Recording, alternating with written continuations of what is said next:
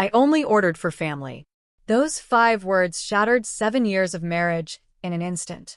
My name is Keiko, and I thought I knew what betrayal looked like. I was wrong. It all started at a family lunch that would change everything. But let me back up.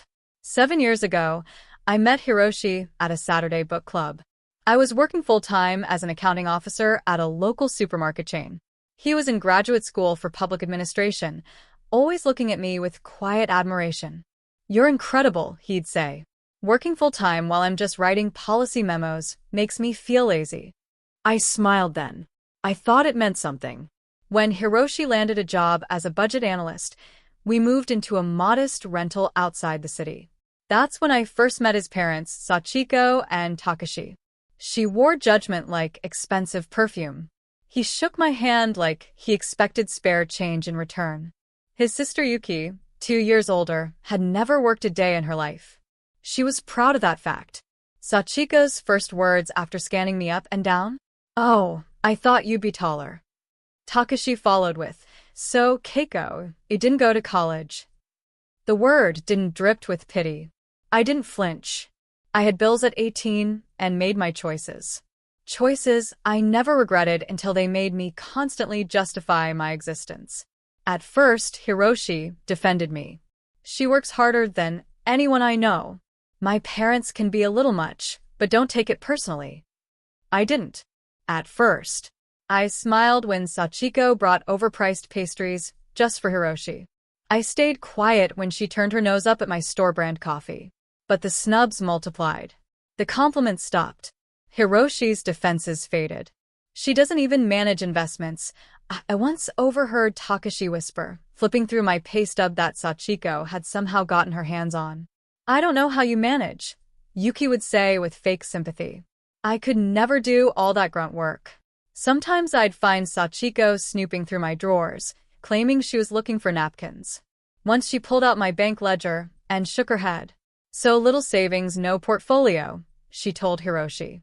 "You should have married someone with at least a financial plan." Still, I tried.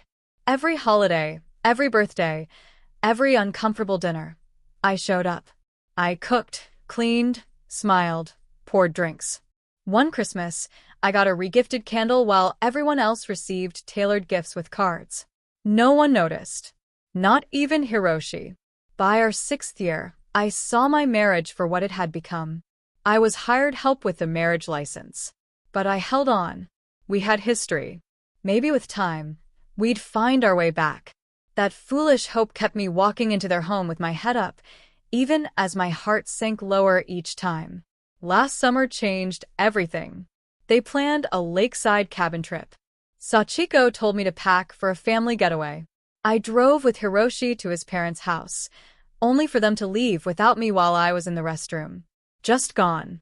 Mom said it should be just family," Hiroshi explained later, like it was fact, not insult. "But I'm your wife." "Yeah, but you're not blood."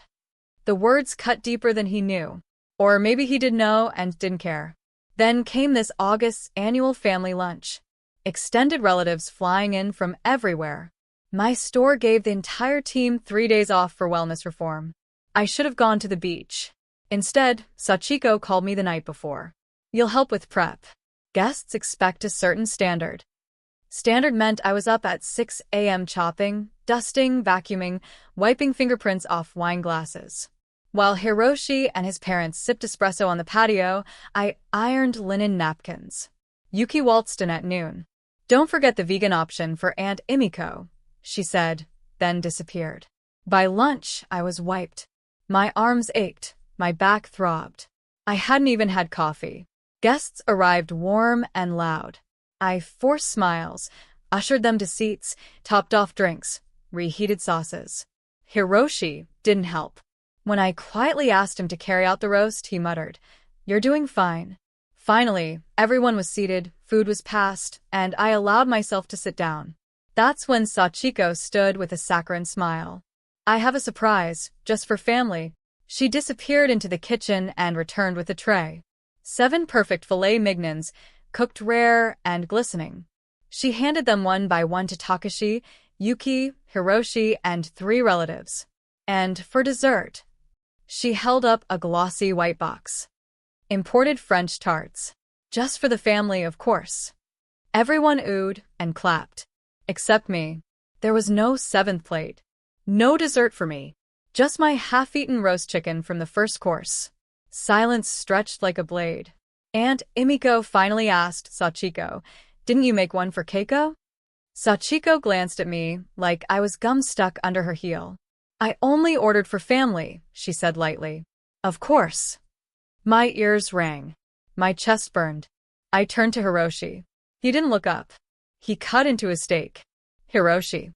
Aunt Emiko shifted uncomfortably. I spoke before he could. "Tell me, Hiroshi. Am I family or not?" He still didn't look up, chewing slowly, deliberately, as if my question was rhetorical. "Hiroshi, your wife just asked you something," Aunt Emiko said firmly. Finally, he set his fork down, more annoyed than startled. "Don't do this, Keiko. Not here. Not in front of everyone." "Oh, I think this is exactly the place," I said.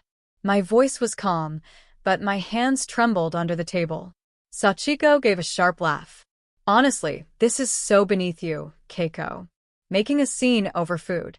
"Food," I repeated. "No, this isn't about steak or desserts. It's about how I've been treated for 7 years. Like a tenant in your son's life. Like the outsider you all never wanted." Takashi scoffed. "No one ever said you weren't welcome." "No," I said. "You just said I wasn't educated. Not polished. Not family material. You said it with every side eye, every backhanded compliment. Every time you went through my private things looking for reasons to belittle me." Yuki snorted. "You're being dramatic." I turned to her. "You've never worked a day in your life. I've carried this marriage financially for nearly a year, while your brother lies about going to work every morning. So, I think I've earned the right to be dramatic."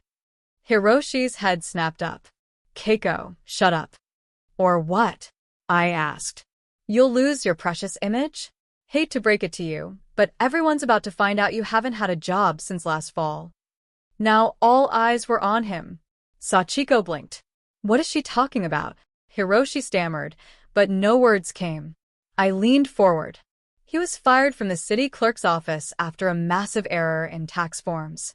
They sent hundreds of residents incorrect invoices, some underbilled by thousands. Hiroshi was in charge of final reviews. "He didn't tell you because you were too busy judging my coffee."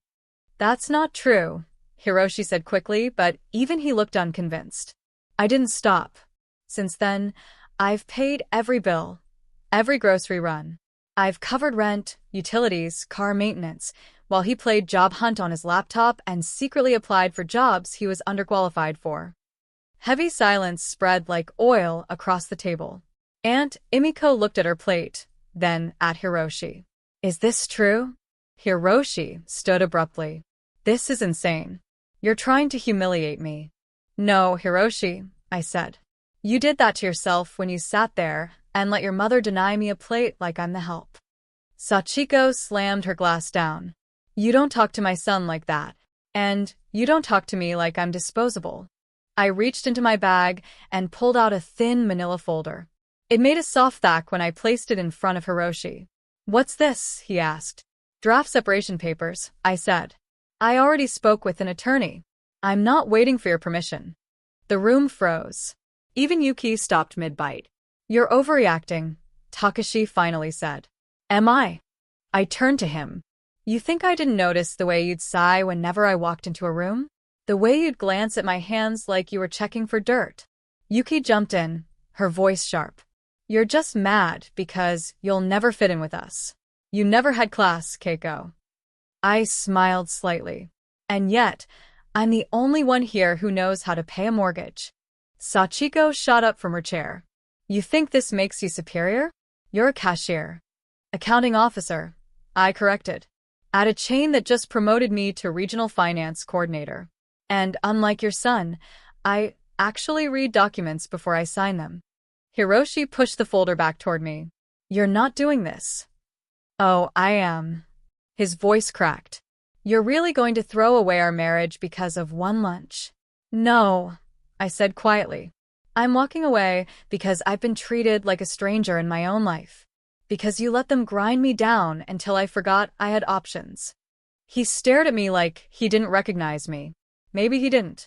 Maybe I hadn't let him. I turned to Aunt Emiko. I'm sorry you had to witness this. She placed her napkin down gently. Don't apologize, dear. You've shown more grace than most would in your position.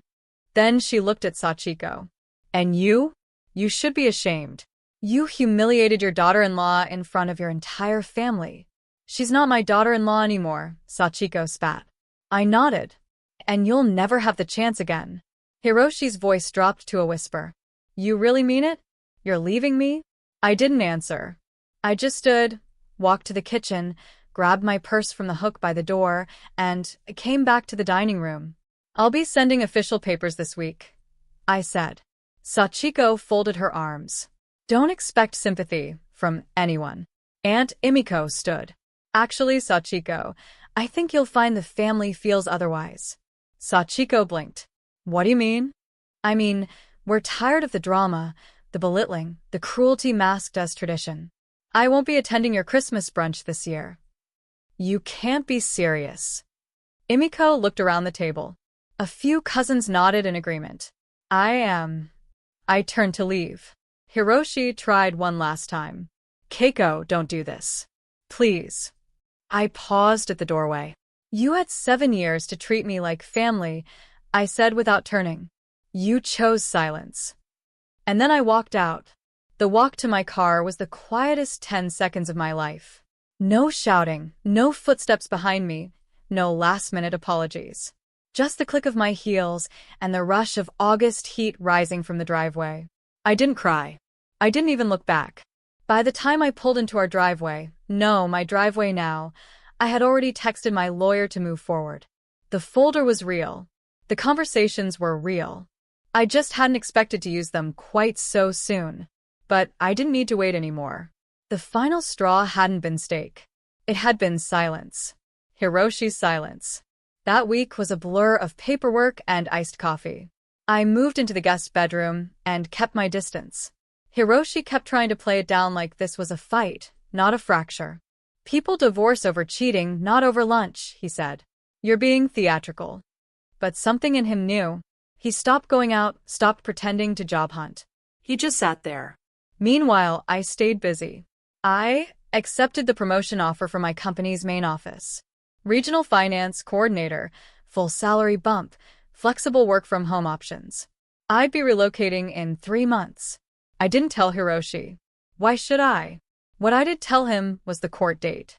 Our mediation was scheduled for September 9th. I'd filed no fault, but under the surface, there was plenty of fault. 3 days before the hearing, I got a call from Aunt Emiko. I just wanted you to know, she said, you weren't the only one who saw it. What they did to you at that lunch, that was a reckoning. Apparently, word had spread fast. The cousins and other in-laws who'd sat awkwardly through the meal were furious after I left. A few confronted Sachiko directly. Others simply left early. Emiko had shared everything with the rest of the extended family. Her words, she told me, were simple. You don't starve someone and call it hospitality. Sachiko and Takashi had been politely uninvited from 2 upcoming weddings. Yuki, who'd once bragged that everyone wanted her at events, hadn't received an RSVP in weeks. Reputation, it turned out, didn't come with immunity. And as for Hiroshi, he was unraveling. I came home one night to find him drinking on the couch, eyes glazed over. This is what you wanted, right? He slurred. Burn it all down. No, I said. I just stopped pretending the ashes were flowers. The day of mediation, he wore a too-tight suit and wouldn't look me in the eye. I wore navy blue, kept my hair up, and brought every receipt, transfer, and bank statement from the year he was unemployed. My lawyer didn't have to say much. The numbers spoke for themselves. At the end of the session, Hiroshi looked at me like he might say something real. Instead, he said, I can't believe you're doing this to me. I stood. No, Hiroshi. I can't believe you did this to me. When the divorce was finalized, I didn't throw a party. I went home, ordered Indian takeout, and slept for 12 hours straight. The silence felt different now. It felt earned. Weeks passed. Sachiko tried damage control. She sent a vague apology email with phrases like, "I'm sorry if you were hurt, and we've all said things we didn't mean." I didn't reply. I archived it and moved on. The promotion meant I relocated 2 states over into a bright apartment with a south-facing balcony and a dishwasher that didn't rattle. My coworkers sent me plants and welcome baskets. My new manager said, "We've heard nothing but great things." It was the first time in years I'd been recognized for who I was, not who I wasn't. One night in late October, my phone buzzed. Unknown number. It was Hiroshi. His voice was quiet. "I just wanted to say I miss you." I didn't answer. I think we got lost. I should have said something that day. Should have stood up. "Hiroshi," I said, "you had 7 years." "I know." I was scared. Of who? Your mother? Of everything. There was a long pause. "I've been thinking about coming to see you. Talk face to face." I looked out the window at my new skyline. "No need," I said. Everything I needed to hear, I heard in that dining room. He didn't argue. Just let it hang. Before he could ask anything more, I added, "I'm not angry anymore, Hiroshi. I just don't belong to that life, and it doesn't belong to me." He exhaled. "So that's it. That's it." Then I hung up. I stood in the middle of my kitchen for a few minutes, just listening. No shouting, no footsteps, no dry remarks or tapping nails. Just me, my apartment, and a basil plant that desperately needed watering. Some things don't need to be said out loud to cut you open. And some silences heal.